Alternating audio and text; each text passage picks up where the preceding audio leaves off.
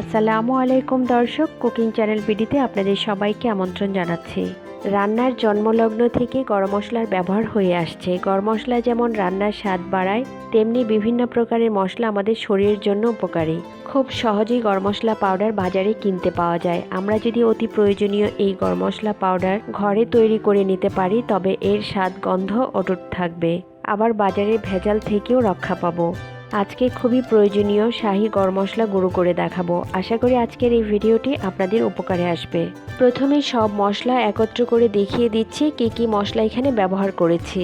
প্রথমে একটা বাটিতে নিয়ে নিচ্ছি ধনিয়া 4 টেবিল চামচ, নিয়ে নিয়েছি জিরা 2 টেবিল চামচ, শাহি জিরা নিচ্ছি 1 চা চামচ, মৌরি বা মিষ্টি জিরা নিচ্ছি 1 টেবিল চামচ, কালো গোলমরিচ 1 টেবিল চামচ, ছোট এলাচ বা সবুজ এলাচ দিয়ে দিচ্ছি 14-15টার মতো, 3 ইঞ্চি পরিমাণ দারচিনি কয়েকটা টুকরা করে দিয়ে দিচ্ছি, লবঙ্গ বা লং দিয়ে দিচ্ছি আধা টেবিল চামচ, বড় এলাচ বা কালো এলাচ দিচ্ছি 4টা।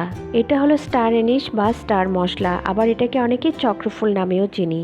যে কোনো মশলার দোকানে এই মশলাগুলো পাওয়া যাবে। এখানে আমি নিয়েছি 3টা স্টার এনিশ। দিয়ে দিচ্ছি একটা জায়ফল। জায়ফলটা কিন্তু দেখতে অনেকটা শুকনো সুপারির মতো হয়। জায়ফলের উপরে শক্ত একটা আবরণ থাকে, মানে একটা খোলস থাকে, এটা ভেঙে জায়ফলটা বের করে নিতে হবে। জয়ত্রী দিচ্ছি 1 টুকরা। এই মশলাগুলো কিন্তু স্ট্রং ফ্লেভারের থাকে, তাই এই মশলার পরিমাণটা কিন্তু কম দিতে হবে। তেজপাতা নিয়েছি 5-6টা, শুকনো মরিচ দিব 3টা। এটা একেবারেই অপশনাল, চাইলে নাও দেওয়া যেতে পারে। শুকনো মরিচের ফলে মশলার রঙটা অনেক সুন্দর হবে। সবগুলো মশলা একটা বাটিতে নিয়ে নিয়েছি। এখন এই মশলাগুলো হালকা করে একটু টেলে নিব। এখানে মশলাগুলো কিন্তু ভাজবো না, হালকা করে শুধু একটু টেলে নিব। যখন আমি মশলাগুলো টেলে নিব, তখন তেজপাতাগুলো ছোট ছোট করে ছিঁড়ে নিব আর দারচিনিগুলো ছোট করে ভেঙে নিব, তাহলে ব্লেন্ড করতে সুবিধা হবে। মশলাগুলো ভাজার সময় জায়ফল আর জয়ত্রীটা উঠিয়ে রাখবো, কারণ এই দুইটা আমি ভাজবো না। আর ব্লেন্ড করার সময় জায়ফলটা ভেঙে গুঁড়া করে নিতে হবে। চুলায় একটা ফ্রাই প্যান বসিয়ে প্যানটাকে খুব ভালো করে গরম করে নিয়েছি। এখন চুলার আঁচটা কিন্তু একেবারেই কমিয়ে দিয়েছি। এখন এই গরম প্যানের মধ্যে সবগুলো মশলা দিয়ে দিচ্ছি, শুধু জায়ফল আর জয়ত্রীটা তুলে রেখেছি। চুলার আঁচ কিন্তু একেবারেই কমানো থাকবে। মশলাগুলো দিয়ে কিন্তু অনবরত নাড়তে হবে। এইভাবে নেড়ে নেড়ে মশলাগুলো হালকা করে একটু টেলে নিতে হবে। মশলাগুলো ভেজে ফেলবো না, শুধু মশলার মধ্যে যে ময়েশ্চারটুকু থাকে সেটুকু চলে গেলেই হয়ে যাবে। চুলায় দেওয়ার পর থেকে মশলাগুলো কিন্তু অনবরত নাড়তে হবে। মশলাগুলো যদি নাড়া না হয়, যেহেতু এখানে শুকনো মশলা, মশলাগুলো কিন্তু খুব তাড়াতাড়ি নিচের দিকে পুড়ে যাবে। আর এই মশলাগুলো ভাজতে কিন্তু 1 থেকে 1.5 মিনিট বা সর্বোচ্চ 2 মিনিটের মতো লাগতে পারে। মশলাগুলো ভাজা হয়ে গেছে, দেখেন তেজপাতাটা কিন্তু মুচমুচে হয়ে গেছে। এখন মশলাগুলো চুলা থেকে নামিয়ে একদম ভালো করে ঠান্ডা করে নিব। আমি চুলাটা বন্ধ করে দিয়েছি। এরই মধ্যে কিন্তু জায়ফল আর জয়ত্রীটুকু দিয়ে দিয়েছি। আবার যাদের বাসায় ওভেন আছে, ওভেনে 1 মিনিট রেখে ঠান্ডা করে ব্লেন্ড করে নিলেও হবে। মশলাগুলো যখন টালা হয়ে যাবে, গরম প্যানের মধ্যে রাখা যাবে না, একটা বাটিতে আমি ঢেলে নিচ্ছি। একটু ছড়িয়ে দিচ্ছি যেন মশলাগুলো তাড়াতাড়ি ঠান্ডা হয়ে যায়। এখন আমি জায়ফলটা তুলে নিচ্ছি ভেঙে নেওয়ার জন্য। মশলাগুলো খুব ভালো করে ঠান্ডা হয়ে গেছে। এখন আমি একটা ব্লেন্ডারের জারে মশলাগুলো নিয়ে নিচ্ছি।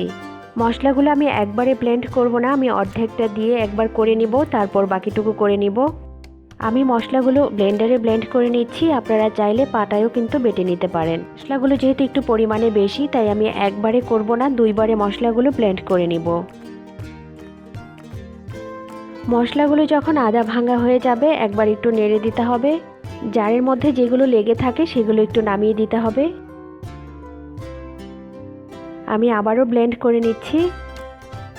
মশলাগুলো ব্লেন্ড করা হয়ে গেছে। যদি মশলার মধ্যে একটু দানা দানা থেকে থাকে, তাহলে আপনারা একটু চেলে নিতে পারেন।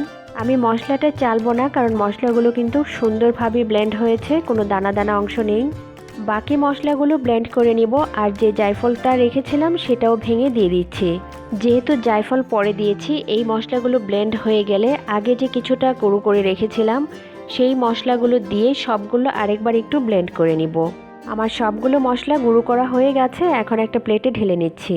এই মশলা বেশি করে তৈরি করে অনেক দিন পর্যন্ত বয়ামে ভরে রাখা যাবে। তবে আমি বলবো বেশি করে না বানিয়ে অল্প করে বানালে মশলার স্বাদ গন্ধ ভালো থাকবে। তৈরি হয়ে গেল আমার হোমমেড শাহি গরম মশলা। আশা করি আজকের ভিডিওটি আপনাদের ভালো লেগেছে।